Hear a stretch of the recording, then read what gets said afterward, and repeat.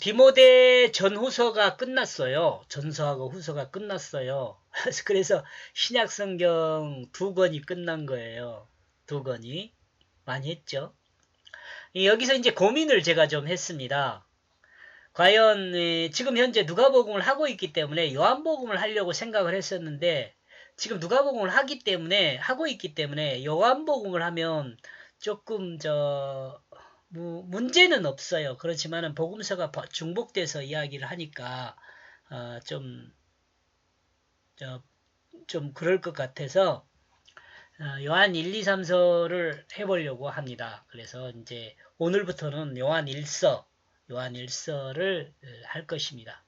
근데 이제 요한복음을 하고 나서 요한 1, 2, 3서를 하고 그 다음에 요한 계시록을 하는 것이 조금 그 순서가 맞아요. 제가 이해할 때는. 근데 이제 그 요한복음을 하고 요한 1, 2, 3서를 하면 훨씬 더 이해하기가 쉽거든요. 왜냐하면 요한 1, 2, 3서가 아주 압축되어 있는 사랑의 내용이 들어있거든요. 압축되어 있는 사랑의 내용이 들어있어요. 근데 이제 한번 제가 원래 이 요한복음하고 요한 1, 2, 3서하고 그 다음에 요한계시록을 한 연도에 정리를 했어요. 그런데 그렇게 하는 것이 저한테도 좀 유익했었거든요. 이제 그렇게 하려고 생각을 하는데 지금 누가복음을 하고 있기 때문에 요한 1, 2, 3서를 먼저 하고 한번 상황을 더 보자고요. 어차피 제가 이제 큰 목표로서는 성경 전체를 이런 식으로 한번 설명을 다 하는 걸로 지금 생각을 하고 있으니까 연구는 거의 끝났으니까 해보기로 하죠. 1절부터 해보겠습니다. 1절 그래 잔소리가 많더라고요. 제가 한번 해보려고 봤더니 잔소리가 많아요. 이렇게 그래서 1절만 한번 읽어보겠습니다. 우리는 1절 우리는 태초부터 무엇이 있었는지 들었다. 지금 사도 요한입니다. 이 요한복음을 기록한 사람은 사도 요한이에요. 근데 나와 여러분들 아까 디모데 전후서를 통해서도 제가 말씀을 드렸지만 바울이 기록은 했지만 바울의 그 언어와 바울의 삶을 성경 말씀으로 사용한 거예요. 이 지금 요한 1, 2, 3서도 마찬가지고 요한복음도 마찬가지고 요한계시록도 마찬가지고요. 하나님이 사용한 하나님 말씀이에요. 그러니까 우리가 이 말씀을 볼 때는 하나님 말씀으로 봐야 돼요. 우리는 태초에 무엇이 있었는지에 대해서 누구에게 들었는가? 우리가 태초에 들었던 것은 조상들이 전해준 성경 말씀으로 생각할 수 있다. 그러나 요한은 본문에서 구약 성경이 전해준 그 증거를 들었다고 말하고 있다.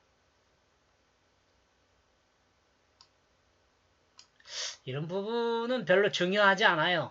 칼빈이나 셀베투스가 이야기한 건 별로 중요하지 않아요. 제가 볼 때는. 왜 중요하지 않느냐? 이 밑에 설명을 하고 있습니다. 그러나 예수 그리스도와 성경을 구분하는 것은 그렇게 좋은 이해가 아닙니다. 그렇죠? 성경이 있는 예수 그리스도를 예를 이야기하고 예수 그리스도는 성경의 말씀으로 오신 거거든요. 그래서 이것은 뭐 성경을 증거하는 것이다. 아니면 구약 성경을 증거하는 것이다. 이 나누는 것이 별 의미가 없다는 거죠. 아무리 칼빈이라 그래도 저는 그렇게 생각합니다. 성경과 예수 그리스도를 구분할 수가 분리해서는 안 돼요. 저는 그렇게 이렇게 이야기하고 성경은 예수 그리스도를 증거하고 예수 그리스도는 하나님의 말씀을 실체로 성경을 증거하기 때문에 그렇습니다. 구분하여 이렇게 설명할 수는 저는 없다고 봅니다. 그로 본문은 창조 이전부터 하나님과 함께 있었던 그 말씀에 관하여 이야기하고 있습니다. 말씀이 태초에 창조를 이룬 것도 이 내용에 포함되어 있습니다.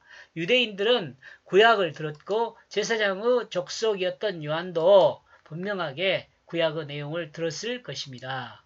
그러므로 성경은 하나님의 말씀을 하나님 말씀으로 정확히 이해하고 요한복음 1장 1절에서 분명하게 언급하고 있습니다.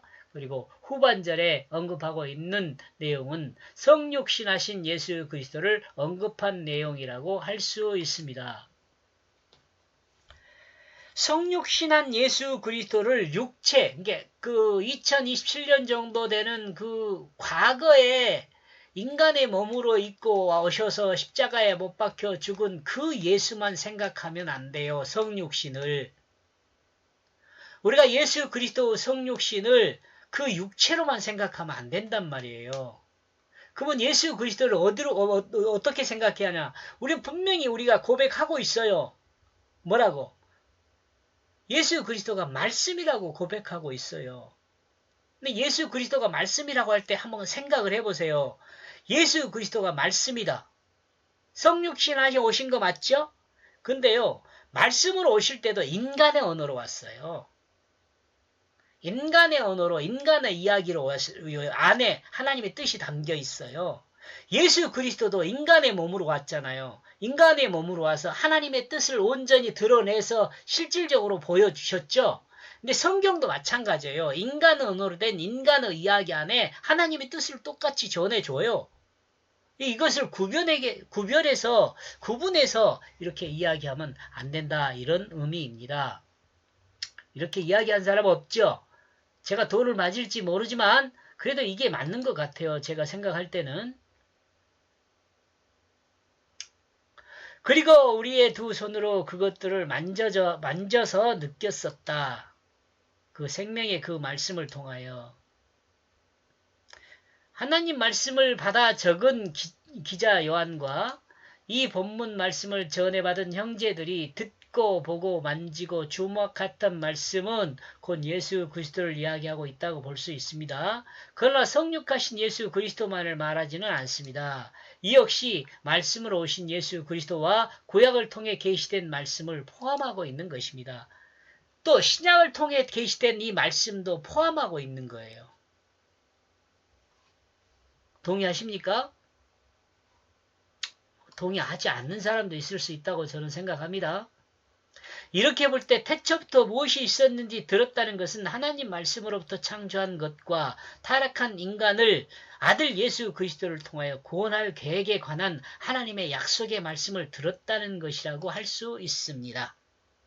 또한 이 두 손으로 만졌다는 것은 하나님의 뜻을 따라 행함으로 하나님의 약속과 결과를 삶을 통해 경험했다는 것을 증거한다고 볼 수 있습니다. 대개 손은 뭘 말하냐면 방법을 말해요. 방법. 발은 우리가 발을 표현할 때는 행함을 말하고요. 그러니까 우리가 만진 바 되었다 그러는 것은 예수 그리스도가 말씀하신 그 삶의 방법으로 살아보았다는 거죠. 공감하십니까? 우리는 이것을 이 두 눈으로 보았다. 성경은 두 눈으로 하나님이 약속하신 말씀을 보았다고 증거합니다. 그리고 성경은 약속을 따라 말씀으로 오신 예수 그리스도를 보았다고 증거하고 있습니다. 곧 인간을 구원하기 위해 하나님 사랑의 가장 구체적인 실체인 약속을 예수 그리스도를 통해 본 것입니다.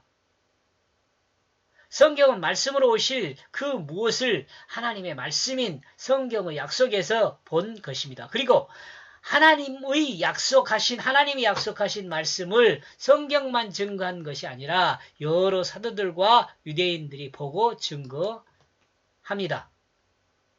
우리는 이것을 주목하게 되어졌다. 이스라엘 백성이 주목한 것은 이 세상의 지식이나 지혜가 아니라 하나님이 약속하여 그 약속하신 것을 말씀으로 주신 구약의 말씀입니다.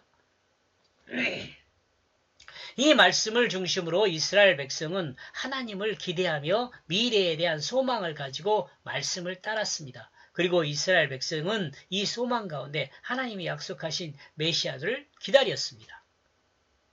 그리고 우리 두 손으로 그것을 만져서 느꼈습니다. 하나님의 구체적인 약속의 실체를 가장 가까운 상태에서 경험한 사람들이 바로 예수님이 하셨을 때 같이 동거한 제자들이나 당시의 사람들이었습니다. 그리고 이들은 관찰할 수 있었습니다. 즉 하나님의 말씀과 예수 그리스도를 비교할 수 있었습니다. 공감하십니까? 동의하십니까?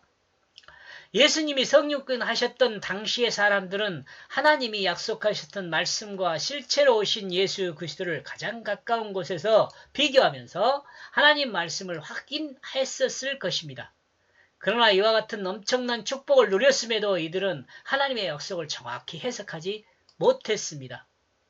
하나님 말씀과 말씀하신 예수 그리스도를 온전히 비교하지 못했습니다. 이로 인하여 대부분의 사람들은 예수 그리스도를 하나님 말씀으로 받아들이지 못하였습니다. 하나님의 말씀을 믿은 자들이라 할 수 있는 하나님의 말씀을 맡은 자, 믿는 자가 아니라 맡은 자들이라 할 수 있는 서기관이나 제사장들, 그리고 하나님을 가장 잘 이해하고 섬기고 있다고 자부하는 바리새인들까지도 예수 그리스도에 대한 명확한 이해가 없었습니다. 그러므로 하나님 말씀인 예수 그리스도를 영접하기보다는 대적하는 자들이 되었습니다.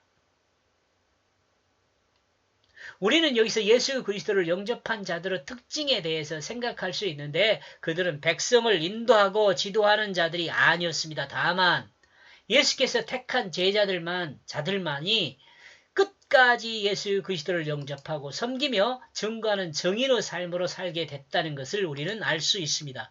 무엇을 통해요? 신약 성경을 통해서요.